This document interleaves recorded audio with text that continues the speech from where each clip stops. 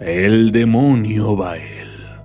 Aparece en los grimorios del libro de los encantamientos, el descubrimiento de la brujería, el calendario mágico, el libro de los espíritus, el libro de la oficina de los espíritus, el gran grimorio, el libro de Oberón, pseudomonarquía daemonum, las clavículas de Salomón, el paraíso perdido y el diccionario infernal.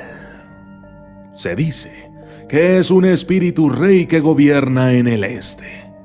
Él tiene la capacidad de volverse invisible y volver invisibles a los hombres.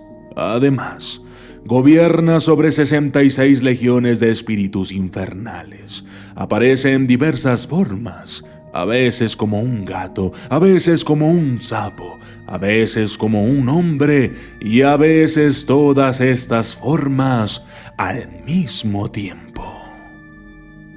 Cuando se le oye hablar, lo hace con una voz ronca. Y yo soy el documentalista. Y esto es Bael, el demonio de las 3 cabezas.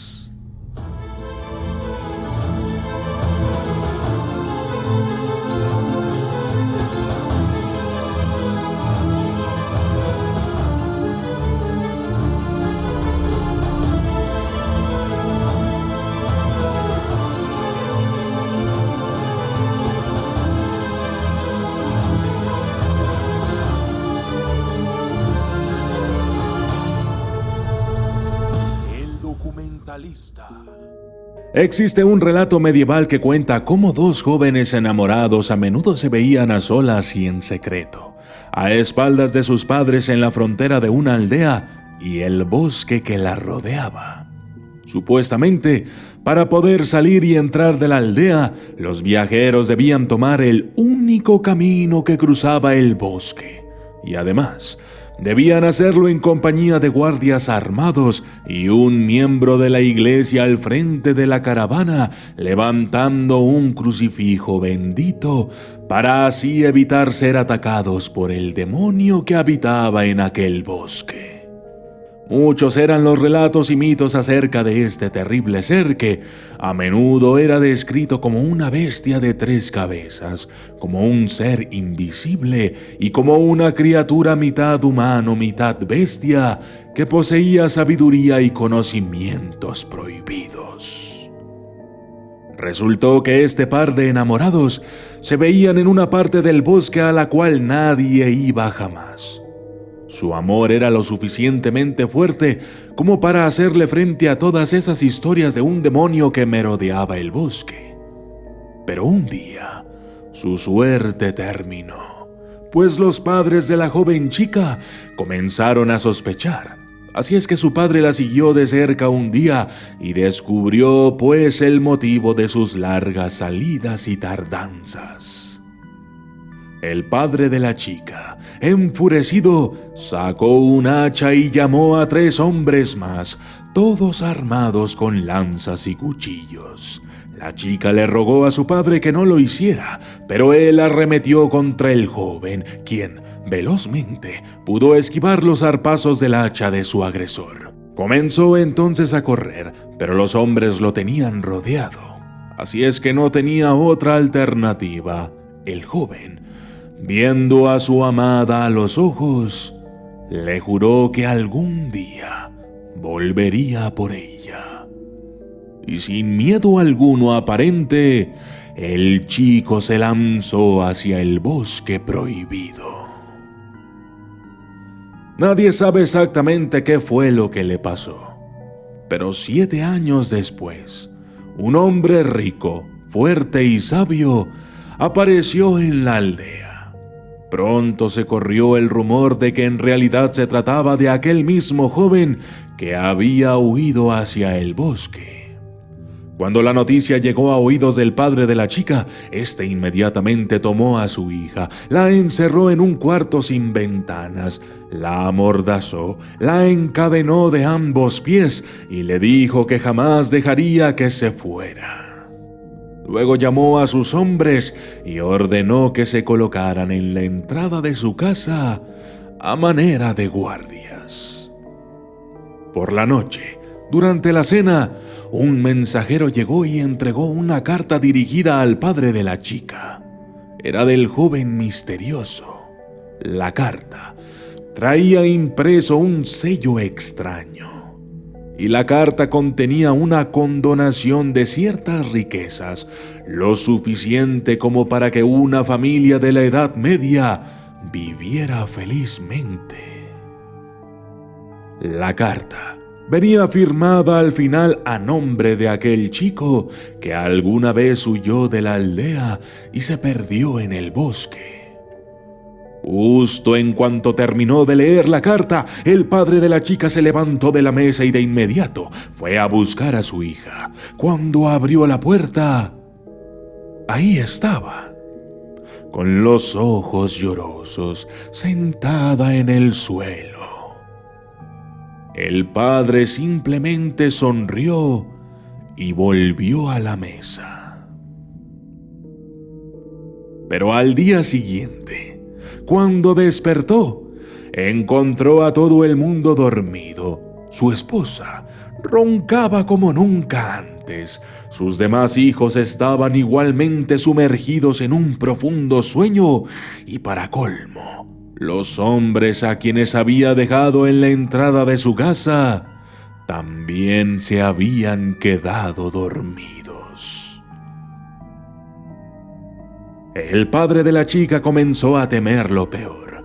Justo cuando abrió la puerta del cuarto donde tenía encarcelada a su hija, un terrible vacío lo invadió.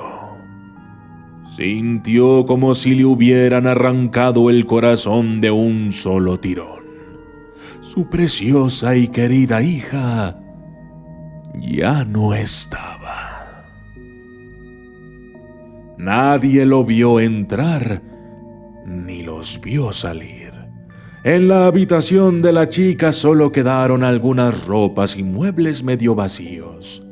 Su amado había regresado por ella justo como prometió aquel día. La gente dijo que el joven se había hecho amigo del demonio del bosque, que había aprendido las artes oscuras y que ahora usaba la magia negra para hacerse rico y poderoso.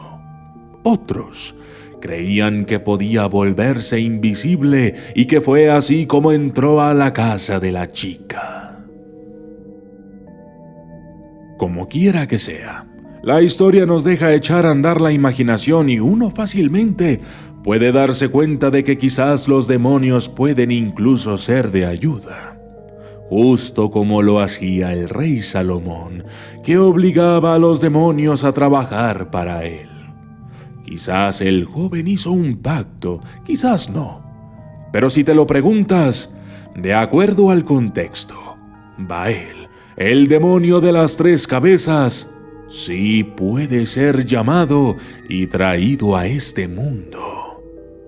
Para invocarlo hace falta usar su sello, que se usa como protección ante quien lo llama, ya que sin esto, las cosas podrían tornarse peligrosas y el demonio, de acuerdo a lo dictado en las clavículas de Salomón, no te obedecerá.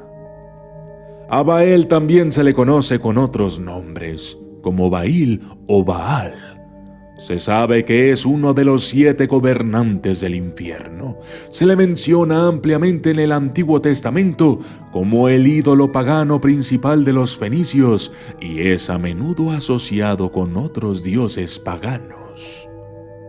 Baal o Baal es un título que significa Señor, que se aplicó a un número de dioses semíticos occidentales.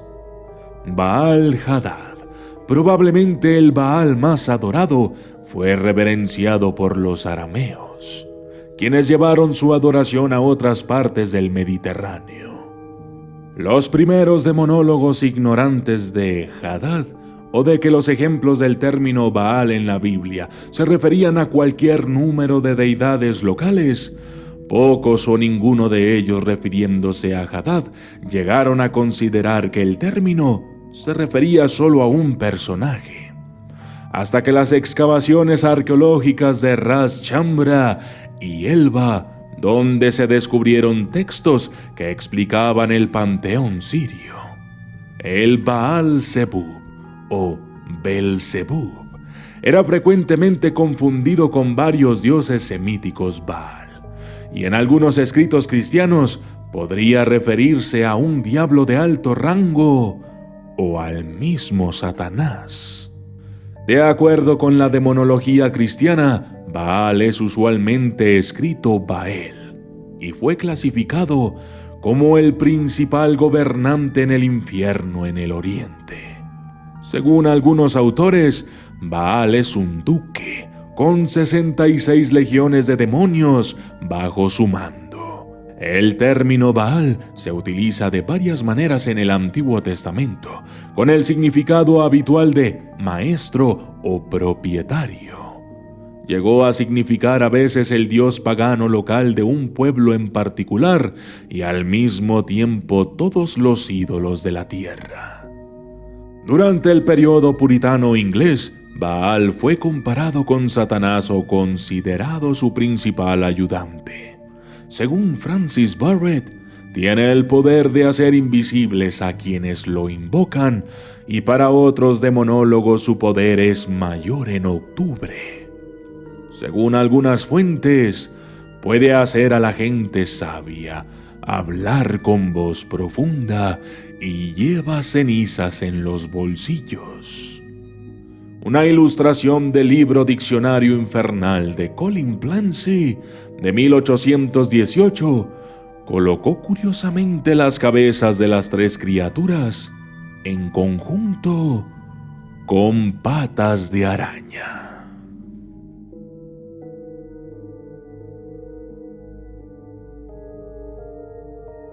Y yo soy el documentalista.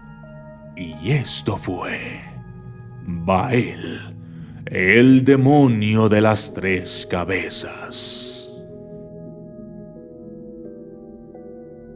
Saludos especiales para María Ponce, Gonzalo Hernández, Daniel Ontiveros, Mochi 23, Cosme Fulanito, Lois Lara, Alan Mondaca, Jonathan Olmo, Chicas 98, Víctor Pai Pai, Frank 09901, Israel Marroquí, Luis Miguel VR Vázquez, Tigre de la Sierra, Super GT, Hilita Quintana, Liz Cortés, Brujo Jaimes, Esmeralda Torres y Claudia Álvarez.